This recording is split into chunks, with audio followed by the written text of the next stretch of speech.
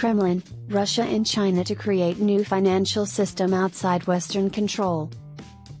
Following meetings between the nation's presidents, the Kremlin declared that Russia and China will build joint financial structures to allow them to enhance economic connections in a way that external states will be unable to influence.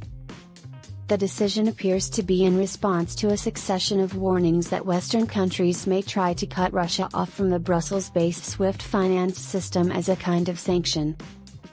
The payment platform is the backbone of almost all international transactions, according to Yuri Ushakov, Putin's foreign policy advisor. During the talks on Wednesday, Russian President Vladimir Putin and his Chinese counterpart Xi Jinping called for increasing the share of national currencies in mutual settlements and expanding cooperation to provide Russian and Chinese investors with access to stock markets.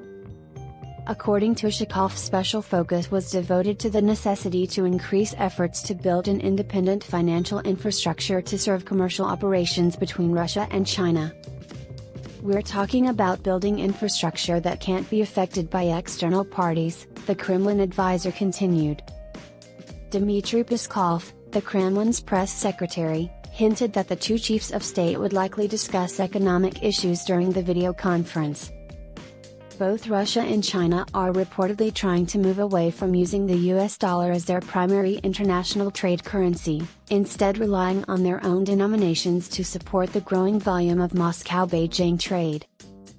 Last week, U.S. Undersecretary of State Victoria Nuland indicated that the White House, along with a number of Western European countries, was considering fully cutting off Moscow from the global banking system if Russian forces invaded Ukraine. Bloomberg reported the day before that Washington could target Russia's main banks and potentially cut Moscow off from the SWIFT network. Igor Sechin, the head of Russia's state-owned oil company, Rosneft, accused Washington of manipulating the dollar to further its own interest at the end of November, claiming that the currency was losing its appeal as a result of the U.S. Federal Reserve's quantitative easing policy, which essentially flooded the global economy with an excess supply of money. Russian Foreign Minister Sergei Lavrov stated earlier this year that Beijing and Washington ought to move away from using Western-controlled international payment systems. The senior diplomat also accused the U.S. of attempting to restrict both the Russian Federation and the People's Republic of China's technological growth potential. Thanks for watching.